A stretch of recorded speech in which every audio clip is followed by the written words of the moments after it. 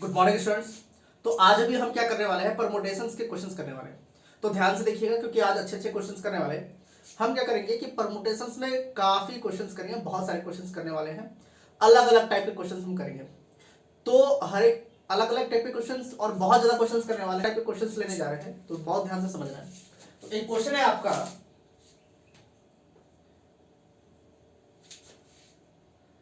How many numbers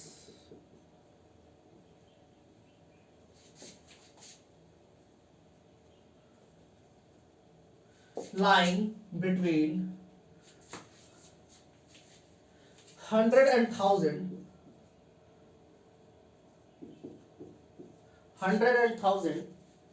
can be formed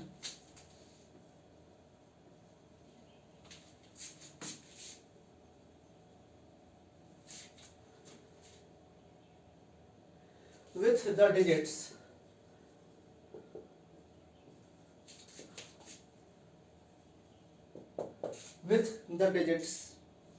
0, 1, 2, 3, 4, 5. Repetition not allowed.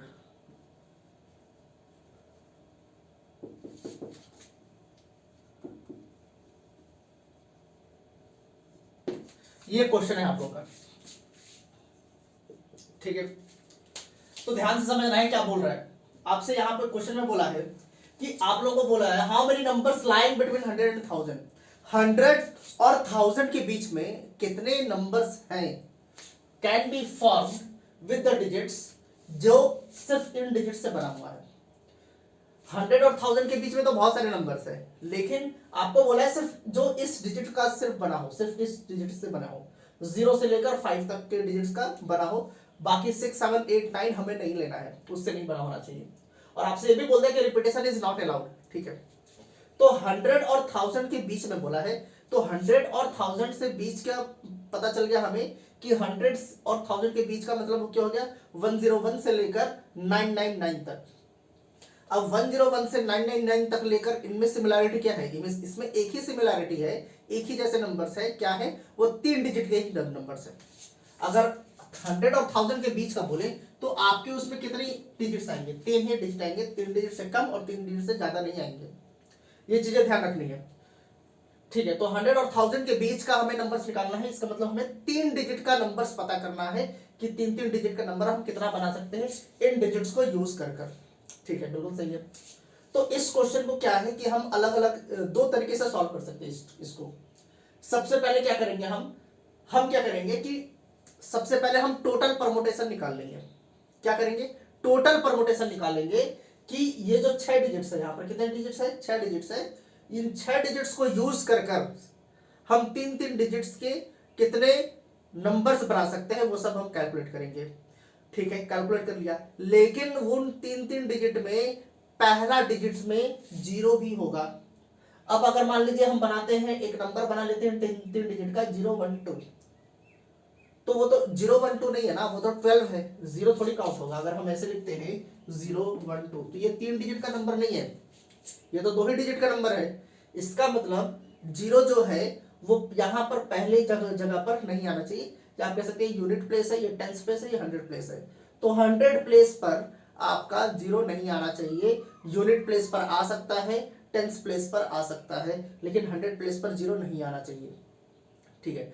तो हम क्या करेंगे, हम सबसे पहले टोटल परमुटेशंस निकाल लेंगे कि इन डिजिट्स को हम यूज इन डिजिट्स को यूज कर 3 डिजिट का हम कितना बना सकते हैं नंबर। फिर उसमें से हम क्या करेंगे कि जितने भी नंबर्स के आगे 0 होगा, 100 प्लेस पर 0 होगा, उसको टोटल में से माइनस कर देंगे। तो आपका निकल कर आ जाएगा 3 डिजिट का नंबर, जिसमें सबसे यहाँ पर 100 प्लेस पर 0 नहीं है। तो यहाँ पर देखिए, सबसे पहले हम क्या करेंगे, total number of permutation of 3 digits. Total कितने ऑप्शन है आपके पास, 6 ऑप्शन है। और इसमें हमें एक समय में कितने डिजिट्स को लेना है, एक समय में हमें 3 डिजिट को लेना है, 3 डिजिट्स को लेना है। तो ये हो जाएगा 6p3। तो ये 6p3 जो है ये तो टोटल निकल कर आ गया ना। इसके अंदर क्या है, 0 शुरुआत में है यहाँ पर, और बाद वाले भी, सब के सब इसके अंदर है, सब के सब, ठीक है। अब हमें इसमें से उस परमुटेशन को माइनस करना है जिसमें 0 स्टार्टिंग प्लेस पर है, मतलब कि 100 प्लेस पर है। ठीक है, अब हम यहां पर लिखेंगे number of permutations when 0 is in 100th place, 100th place। अब जीरो, जीरो क्या है, 100 प्लेस पर है। क्या है, जीरो अगर यहां पर 100 प्लेस पर है, इसका मतलब ध्यान से देखिए, हमें 3 डिजिट का बनाना था, 3 डिजिट का नंबर बनाना था। अगर जीरो पहले प्लेस पर है यहां पर, तो ये जो डिजिट होगा ये तो 2 ही डिजिट का होगा ना। तो अगर हम यहां पर जीरो भर देते हैं, ध्यान से समझना है, बहुत ही अच्छा क्वेश्चन है, इसमें कंफ्यूजन होता है, इसलिए बहुत ज्यादा अच्छे से समझिए कि अगर हम क्या कर रहे हैं, हम जीरो, हम उसका परमुटेशन निकाल रहे हैं जब जीरो 100 प्लेस पर है। 100 प्लेस पर है तो उसका परमुटेशन क्या होगा, जीरो अगर 100 प्लेस पर है, इसका मतलब जीरो यहां पर हमने रख दिया। ठीक है, तो बाकी के कितने ऑप्शन बच गए आपके पास, यही तो बचे, क्योंकि जीरो तो हम पहले जगह पर रख चुके हैं, जीरो यहां पर पहले प्लेस पर हम रख चुके हैं, तो बाकी के 2 प्लेस बचे। अब बाकी के 2 प्लेस को भरने के लिए आपके पास कितने ऑप्शन है, 5 ऑप्शन है, तो हम यहां लिख देंगे 5। और हमें भरना कितना, कितना स्पेस है, कितने स्पेस को भरना है, 2 ही स्पेस को भरना है, तो यहां पर 2 भर देंगे, ये हो गया। तो ये जो परमुटेशन निकल कर आया है, ये जो परमुटेशन निकल कर आया है, ये क्या निकल कर आया है, ऐसे 3 डिजिट के नंबर जिसमें पहला प्लेस जीरो है, और अगर पहला प्लेस जीरो है तो वो 3 डिजिट का नहीं होगा, वो 2 ही डिजिट का होगा। तो इसलिए यहां पर हमने किया है 5p2। ठीक है, अब total number of permutations, total permutations of 3 digit number, 3 digit number अगर आपको निकालना है, तो इसमें टोटल परमुटेशंस है, और ये ऐसे परमुटेशंस है जिसमें जीरो पहले जगह पर है। तो अगर इसमें से इसको माइनस कर देते हैं तो क्या निकल कर आ जाएगा, जिसमें जीरो पहले प्लेस पर नहीं है, तो यहां पर हो जाएगा 6p3 माइनस 5p2, ये हो जाएगा। और इसको हम कैसे एक्सपैंड करते हैं, परमुटेशंस को हमने किया था लास्ट क्लास में, कैसे एक्सपैंड करते हैं, ये 6 यहां पर है तो यहां 6 फैक्टोरियल हो जाएगा, अपॉन यहां पर डिनोमिनेटर में क्या आता है, 6 माइनस 3 आता है, तो 6 माइनस 3 कितना हो जाएगा, 3 फैक्टोरियल, ये हो जाएगा, माइनस। अब यहां पर है 5p2, तो 5p2 यहां पर हो जाएगा 5 फैक्टोरियल अपॉन 5 माइनस 2 कितना होता है, 3 फैक्टोरियल, तो यहां पर हम लिख देंगे 3 फैक्टोरियल। इसको अगर सॉल्व करेंगे तो ये हो जाएगा 6 इंटू 4 इंटू 5, यहां पर हो जाएगा 6 into 5 into 4 into 3 factorial upon 3 factorial, यहां पर हो जाएगा minus 5 into 4 into 3 factorial upon 3 factorial, ये हो गया। यहां से 3 फैक्टोरियल और 3 फैक्टोरियल क्या होगा, कैंसिल आउट हो जाएगा, यहां से भी 3 फैक्टोरियल कैंसिल आउट हो जाएगा। इसको हम सॉल्व कर देंगे, कितना होगा 20, 20 6 जा 120, ये हो गया 120, और 5 4 जा 20, तो ये 120 है और ये 20 है, तो 120 माइनस 20 कितना होता है 100, तो यहां से आपका आंसर क्या आ जाएगा, आपका 100 आ जाएगा। इसका मतलब 3 डिजिट के आपको नंबर बनाने हैं, 3 डिजिट्स का नंबर होना चाहिए, और ये सारे नंबर्स यूज, हम डिजिट्स यूज कर सकते हैं, 0 से लेकर 5 तक यूज कर सकते हैं, तो टोटल 100 नंबर्स आपके बनेंगे। इस तरीके से करना है। ये तो चलिए पहला तरीका हो गया, एक तरीका और समझ लीजिए आप लोग, एक तरीका और हम कैसे करेंगे, ध्यान से देखिए। इसको मिटाते हैं,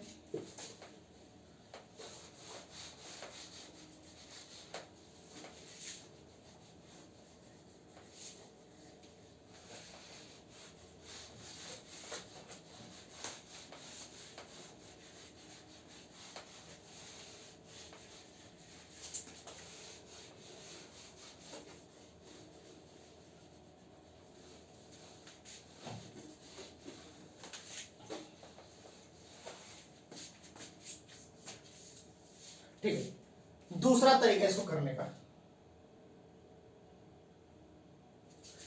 देखिए हमें 3 डिजिट का नंबर बनाना है, तो 3 यहां पर स्पेस ड्रॉ कर लेते हैं हम, ताकि हमें आइडिया हो जाए कि कैसे करना है। ठीक है, अब 3 डिजिट का नंबर हमें बनाना है। अब इतना आप लोगों को पता होना चाहिए कि 100 प्लेस को भरने का। ये क्या है, यूनिट प्लेस है, ये क्या है, टेंस प्लेस है, और ये क्या है, 100 प्लेस है। ठीक है, तो इसको भरने के टोटल कितने ऑप्शन है आपके पास? यहां पर तो हम 0 ही नहीं भर सकते ना, यहां पर 100 प्लेस पर हम 1 से लेकर 5 तक ही भर सकते हैं, यहां पर 0 नहीं भर सकते। हम यहां लिख देंगे 0 cannot be placed in 100th place. So permutation of 100th place, 100th place जो होगा, इसका जो परमुटेशन होगा 100th प्लेस का, क्या परमुटेशन होगा? देखिए यहां पर हमारे पास भरने के लिए कितने ऑप्शन है, 1 2 3 4 5, इनको हम यहां पर भर सकते हैं। इसका मतलब इसको भरने के हमारे पास 5 ऑप्शन है, 5 ऑप्शन है हमारे पास। ठीक है, लेकिन हमें भरना कितना है, हमें एक ही तो भरना है। 5 ऑप्शन तो है आपके पास, लेकिन आर की वैल्यू क्या होनी चाहिए? आर की वैल्यू की एक समय में हम कितना यहां पर भर रहे हैं, तो यहां पर एक ही स्पेस है, एक ही स्पेस है तो यहां पर एक ही भरेंगे, मतलब 5p1 हो गया। 100 प्लेस को भरने के लिए हमारे पास एक ही स्पेस है, मतलब एक ही भरना है। टोटल ऑप्शंस 5 है, लेकिन भरना तो एक ही है। ठीक है, अब यहां पर हम लिख देंगे number of permutation of unit and tens place. अब ये जो यूनिट और टेंस प्लेस है, इसको भरने के कितने ऑप्शन है आपके पास? अब यहां पर ध्यान से देखिएगा, या एक नंबर तो हमने यहां पर ऑलरेडी भर दिया है, 1 से लेकर 5 तक ऑलरेडी हमने यहां पर एक भर दिया, तो बाकी बचे कितने? 1 से लेकर 5 तक में 4 बच गए, और यूनिट प्लेस और टेंस प्लेस में तो हम 0 भर सकते हैं, तो मतलब कि इस 0 को यहां पर इंक्लूड करना पड़ेगा। इसका मतलब 1 से लेकर 5 तक में यहां पर एक हमने भर दिया था, तो बचे थे 4, और एक 0 यहां पर आ सकता है, तो 0 यहां पर आ सकता है, तो हो गया 5। मतलब सेकंड और ये फर्स्ट प्लेस और थर्ड प्लेस, या फिर हम कह सकते हैं यूनिट प्लेस और टेंस प्लेस को भरने के लिए हमारे पास कितने ऑप्शन है? टोटल 5 ऑप्शन है। 6 तो है, लेकिन 1 से लेकर 5 तक में से किसी एक को हमने यहां पर भर दिया, और आपसे पहले बोल दिया रिपीटिशन अलाउड नहीं है, तो अगर यहां पर एक भर दिया तो हम उसको यहां पर नहीं लिख सकते। तो हमारे पास कितने बच गए? टोटल 6 है, तो एक भरा यहां पर, तो बचे यहां इसको भरने के लिए कितने बच गए? 5 बच गए, तो यहां पर हो जाएगा 5p। अब यहां पर भरने कितने हैं हमें नंबर्स? टोटल तो 5 ऑप्शन है हमारे पास, लेकिन भरने कितने हैं? भरने तो 2 ही हैं, ये हो जाएगा 5p2, ये हो जाएगा। ठीक है, मतलब इसको भरने के कितने हो गए? 5p1, और इन दोनों को भरने के कितने हो गए?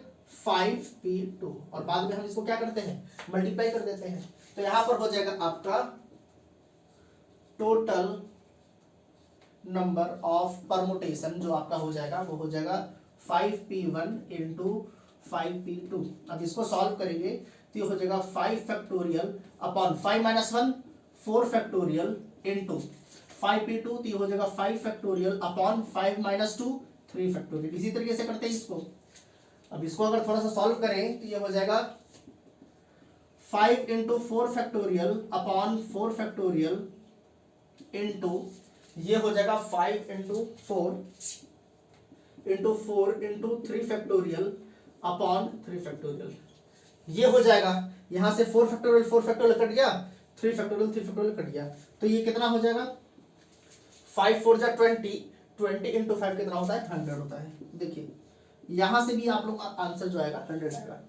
तो आप लोगों को अगर पहला वाला मेथड करना है उससे भी कर सकते हैं, और ये भी मेथड ठीक है, इससे भी आप लोग कर सकते हैं, किसी भी तरीके से कीजिए, दोनों तरीके से आपका आंसर सही है। लेकिन मेन इंपॉर्टेंट चीज क्या है? इंपॉर्टेंट ये है कि आप लोगों को कॉन्सेप्ट पता होना चाहिए, हम ऐसा क्यों कर रहे हैं। तो कॉन्सेप्ट अगर पता हो तो आसानी से कर सकते हैं आप लोग। एक और क्वेश्चन लेते हैं, आपसे बोला है find the value of n such that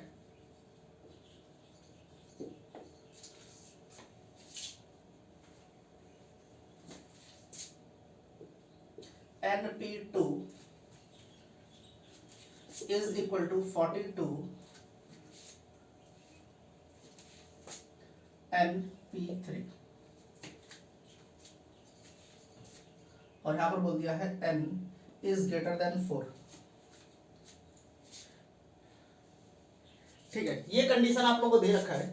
आपसे बोला है कि find the value of n, आपको n की वैल्यू पता करनी है, मतलब ये जो n है इसकी वैल्यू पता करनी है। और आपसे बोल दिया कि np2 जो है वो बराबर है, किसके बराबर है, 42 इंटू np3 के बराबर है। और आपको यहाँ पर एक कंडीशन दे रखा है कि n की वैल्यू जो होनी चाहिए वो 4 से बड़ी होनी चाहिए। ठीक है, कोई बात नहीं, करते हैं। करने का तरीका क्या है, इसको सीधी सी बात, इसको एक्सपैंड करेंगे, इसको भी एक्सपैंड करेंगे, और वहां से जो भी कैंसिल आउट होता है उसको कैंसिल आउट करेंगे। तो यहाँ पर np2 दे रखा है, अगर इसको एक्सपैंड करते हैं तो ये हो जाएगा n factorial upon n minus two factorial. ऐसे ही तो होगा, ऐसे ही तो करते थे।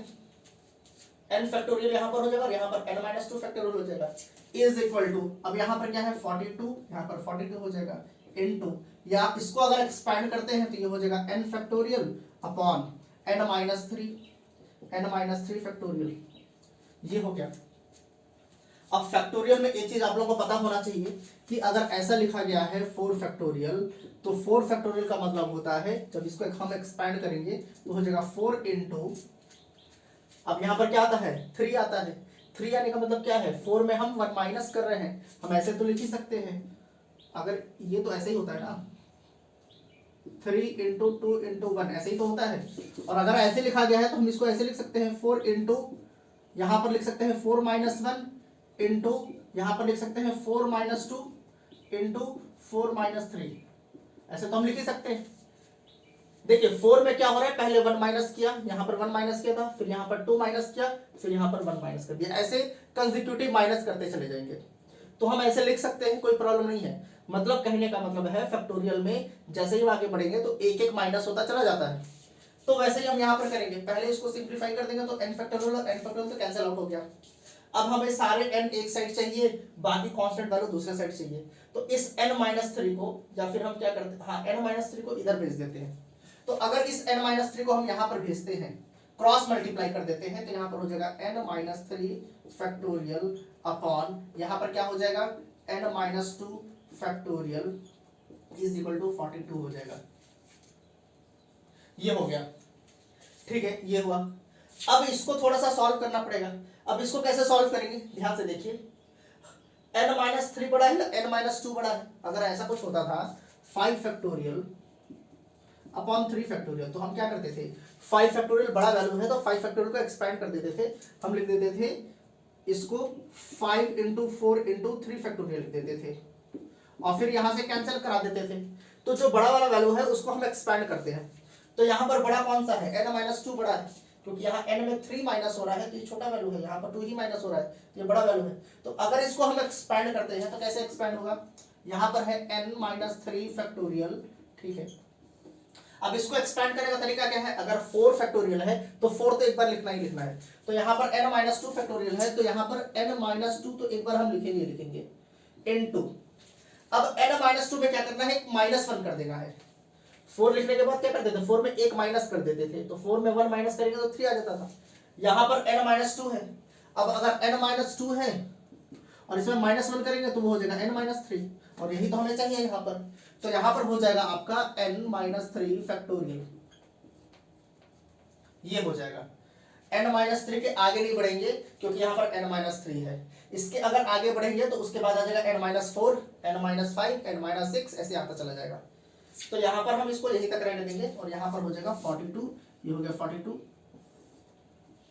अब यहाँ से ये वाला पार्ट क्या हो गया, कट गया, यहाँ से आपका निकल कर आ गया 1 upon n minus 2 is equal to 42, ये हो गया। अब क्या करना पड़ेगा, इसको हम रेसिप्रोकल करेंगे तो इसको भी रेसिप्रोकल करना पड़ेगा। यहां पर सॉल्व कर देते हैं, देखिए यहां से हो जाएगा, इसको रेसिप्रोकल करते हैं तो इसको भी रेसिप्रोकल करना पड़ेगा, ये हो जाएगा यहां से n minus 2 is equal to 1 upon 42, ये हो जाएगा। यहां से फिर n is equal to 1 upon 42 plus 2, ये हो जाएगा। माइनस 2 इधर जाकर क्या हो गया, प्लस हो गया।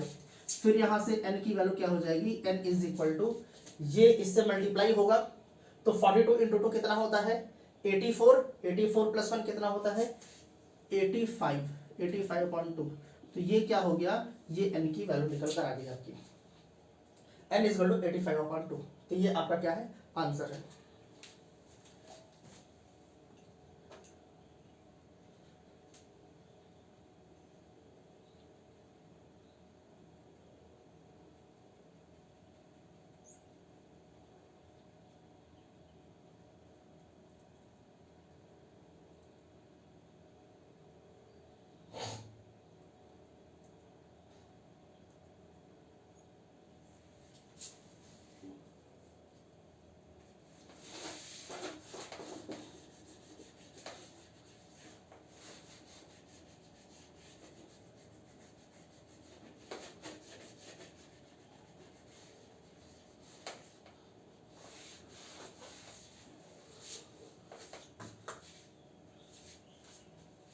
एक और क्वेश्चन लेते हैं। बोला है find R if 5 into 4PR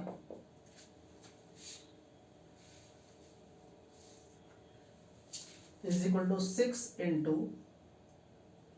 5PR minus 1। ये क्वेश्चन आप लोगों को दे रखा है और आप लोगों को बोला है कि आप लोगों को आर की वैल्यू पता करना है। तो सीधी सी बात है, कुछ यहाँ पर करना नहीं है, सिर्फ हमें क्या करना है, एक्सपैंड करना है। जो भी कैंसिल आउट होता है उसको कैंसिल आउट करना है। तो यहाँ पर हम कर लेते हैं इसको, 5 है तो 5 लिख लेते हैं इनटू, इसको एक्सपैंड करेंगे तो कितना हो जाएगा, 4 factorial upon 4 minus R, 4 minus R factorial. ऐसे ही तो होता है, यहाँ पर जो भी होता है 4 और ये आर क्या होगा, ये माइनस हो जाती है, 4 minus R, 4 minus R factorial, ठीक है, इज इक्वल टू, यहाँ पर 6 है तो हम 6 लिख देंगे इनटू। अब यहाँ पर थोड़ा सा ध्यान से एक्सपैंड करना है, क्योंकि यहाँ पर क्या दे रखा है, 5PR माइनस 1 दे रखा है। तो न्यूमरेटर में तो 5 फैक्टोरियल आ ही जाएगा, लेकिन अपॉन यहाँ पर क्या होना चाहिए, 5 माइनस आर माइनस 1 होना चाहिए। क्या होगा, ऐसे तो करते हैं 4 माइनस आर, देखिए 4 माइनस आर किया था, तो यहाँ पर बी क्या होगा, 5 माइनस आर माइनस 1। अब यहाँ पर आपको ब्रैकेट लगाना पड़ेगा, यहाँ पर क्या होगा, ब्रैकेट होगा, क्योंकि ये जो माइनस साइन है इन सब के लिए है। अब ये माइनस साइन को अगर आप रिमूव करते हैं तो ये हो जाएगा 5 माइनस आर प्लस 1 हो जाएगा। अब यहाँ पर कंफ्यूज नहीं होना है, क्योंकि ये जो माइनस होगा ये आर माइनस 1 के लिए होगा, तो इस माइनस की वजह से आर माइनस हो जाएगा और ये माइनस 1 किस में कन्वर्ट हो जाएगा, प्लस 1 में कन्वर्ट हो जाएगा। तो हम यहाँ पर डायरेक्ट लिख सकते हैं 5 प्लस 1 कितना होता है, 5 प्लस 1 6 होता है, तो हम 6 लिख देंगे माइनस आर फैक्टोरियल, हम ऐसे लिख सकते हैं इसको। ये चीजें ध्यान देना इस पे, ठीक है। अब क्या है कि इसको एक्सपैंड करना पड़ेगा। ये क्या है, छोटा नंबर है, ये क्या है, बड़ा नंबर है, क्योंकि 6 में से r को माइनस कर रहे हैं, यहाँ पर 4 में से r को माइनस कर रहे हैं, ये बड़ा वैल्यू है। तो इसको एक्सपैंड करेंगे, कैसे एक्सपैंड करेंगे, ध्यान से देखिए। पहले यहाँ पर 5 है, अच्छा 5 इंटू 4 फैक्टोरियल कितना होता है, 5 इंटू 4 फैक्टोरियल 5 फैक्टोरियल होता है, और यहाँ पर 5 फैक्टोरियल दे रखा है। तो इसको तो हम डायरेक्ट यहाँ से कट कर सकते हैं ऐसे। क्यों कट कर सकते हैं, क्योंकि 5 फैक्टोरियल को अगर हम एक्सपैंड करते हैं तो हो जाएगा 5 इंटू 4 फैक्टोरियल, 5 कट जाएगा, 4 फैक्टोरियल कट जाएगा। तो यहाँ पर बच गया आपका 1 अपॉन 4 माइनस आर फैक्टोरियल बच गया, इज इक्वल टू, यहाँ पर क्या बच गया न्यूमरेटर में, 6 अपॉन, अब इसको अगर एक्सपैंड करेंगे तो ये हो जाएगा 6 minus R, 6 minus are into, अब 6 माइनस आर में माइनस 1 करना है, तो 6 माइनस आर दे रखा है और माइनस 1 करेंगे तो 6 माइनस 1 कितना हो जाएगा, 5, यहाँ पर हो जाएगा 5 माइनस आर, ये हो जाएगा। अभी हमें 5 माइनस आर नहीं चाहिए, हमें 4 माइनस आर चाहिए, तो एक और माइनस करेंगे, तो यहाँ पर हो जाएगा नेक्स्ट 4 माइनस आर, यहीं तक रहने देंगे, यहाँ लिख देंगे फैक्टोरियल, ये हो गया। अब ये वाला पार्ट और ये वाला पार्ट क्या होगा, कैंसिल आउट हो जाएगा, ठीक है। अब क्या करना है, इसको इधर क्रॉस मल्टीप्लाई करना है और उसके बाद उसको सॉल्व करना है। तो ये वाला पार्ट जब इधर मल्टीप्लाई होगा तो ये हो जाएगा, यहां लिख देते हैं पहले 6 minus are into 5 minus R is equal to 6, ये हो गया। क्रॉस मल्टीप्लाई कर दिया हमने, क्रॉस मल्टीप्लाई कर दिया।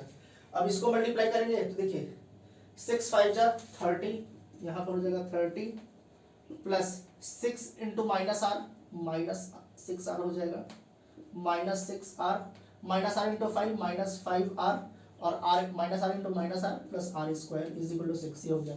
अब इसको अरेंज कर कर लिखें तो ये हो जाएगा आर स्क्वायर, फिर यहां से ये हो जाएगा -11r, और ये 6 जब इधर आएगा तो ये हो जाएगा -6।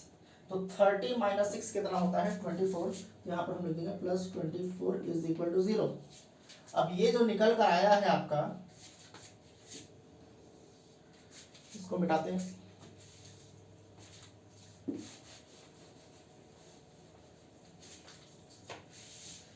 ये जो निकल कर आया ये क्या है, क्वाड्रेटिक इक्वेशन है। अब क्वाड्रेटिक इक्वेशन है तो ठीक है, क्वाड्रेटिक इक्वेशन की तरह सॉल्व करना पड़ेगा। तो यहाँ पर आपका कांस्टेंट वैल्यू क्या है 24 है, 24 और इसका कोफिशिएंट क्या है 1 है। तो 24 इंटू 1 कितना होता है 24। इसका मतलब 24 को इस तरीके से एक्सपैंड करना है। कैसे इसको सॉल्व करते हैं, 24 है तो 24 को हम फैक्टराइज कर लेंगे। 24 इंटू 1 इसको फैक्टराइज करेंगे, तो इसको फैक्टराइज करेंगे तो 2 12 2 6 2 3 3 1, ठीक है, कर लिया फैक्टराइज। तो इसके फैक्टर्स आ गए 2 2 2 और 3, ये आ गया आपका, और एक 1 आ गया, ठीक है। अब इन फैक्टर्स को इस तरीके से अरेंज करना है, इस तरीके से अरेंज करना है कि देखिए इसको जब भी हम मल्टीप्लाई करेंगे वो तो 24 ही आएगा, इसको जब भी हम मल्टीप्लाई करेंगे तो 24 ही आएगा, लेकिन जब उसको सॉल्व करें, ऐड या सब्ट्रैक्ट करें तो -11 आना चाहिए। इस तरीके से इसको ऐड करना है या सब्ट्रैक्ट करना है, इस तरीके से अरेंज करेंगे कि प्लस या माइनस करने से कितना आना चाहिए -11 आना चाहिए, ठीक है। तो ऐसे 2 2 2 2 इंटू 2 इंटू 2 कितना हो जाएगा 8, 8 और 3 कितना हो जाएगा, ये हो गया 8। इसका एक पेयर बनाएंगे, इन तीनों का एक पेयर बनाएंगे और एक 3 का। 2 इंटू 2 इंटू 2 कितना हो गया 8, 8 और 3 का एक पेयर होना चाहिए, 8 और 3 का हम पेयर बना लेंगे। 8 3 जा कितना होता है 24, और जब इसको ऐड करें तो क्या आना चाहिए -11। तो यहाँ पर हमें माइनस यूज करना पड़ेगा, यहाँ पर भी हमें माइनस यूज करना पड़ेगा। तो इस 24 को इस तरीके से हमने एक्सपैंड किया है कि जब इसको हम मल्टीप्लाई करेंगे, देखिए -8 और -3 को मल्टीप्लाई कीजिए कितना हो जाएगा +24 होगा, और जब इसको सॉल्व करेंगे दोनों माइनस माइनस से इसको ऐड करेंगे तो आपका कितना आ जाएगा -11 आ जाएगा। तो यहां पर हो गया आपका are square.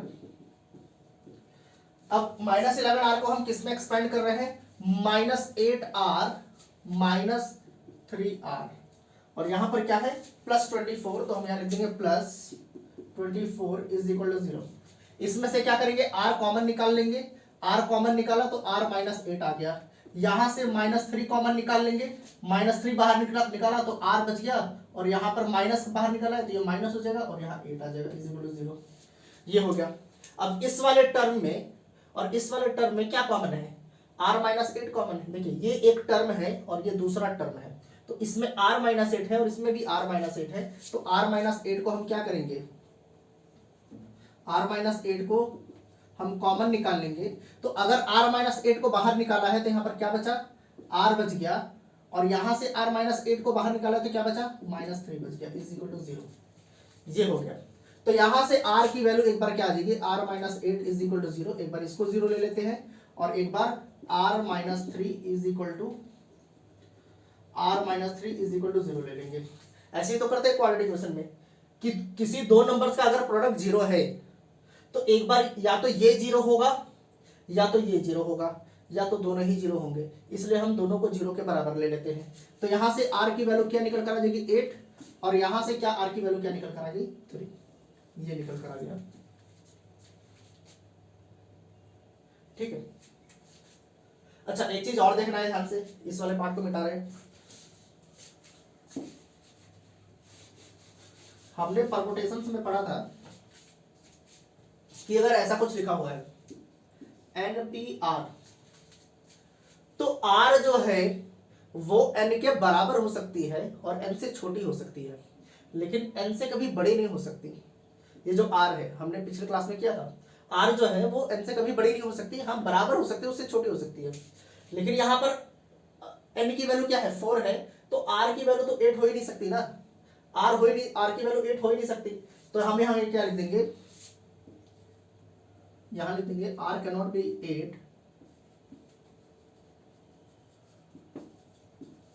hence we take r is equal to 3।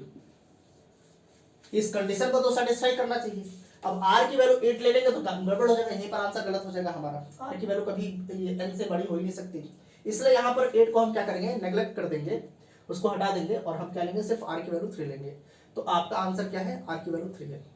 तो देखिए कितना आसानी से हो रहा है। अच्छा, तो इस टाइप के क्वेश्चंस कर रहे हैं आप, कोई भी बुक लीजिए, एनसीईआरटी ले लीजिए, आईएससी बोर्ड ले लीजिए, आरडी शर्मा ले लीजिए, कोई भी बोर्ड का बुक लीजिए और वहां से परमुटेशंस के क्वेश्चंस को हमेशा करते रहिए, अलग अलग टाइप के क्वेश्चंस को करते रहिए। अभी क्या है कि आज के लिए हम इतना ही करेंगे, लेकिन नेक्स्ट क्लास में और भी ज्यादा हम क्वेश्चंस करने वाले हैं। परमुटेशंस, कॉम्बिनेशंस पे हम बहुत सारे क्वेश्चंस करने वाले हैं। तो आप लोगों को हर एक कॉन्सेप्ट को समझते चलना है कि कैसे क्या हो रहा है, कैसे हम एक्सपैंड कर रहे हैं। बाकी हम नेक्स्ट क्लास में करेंगे। आज के लिए आप लोगों को बाय बाय।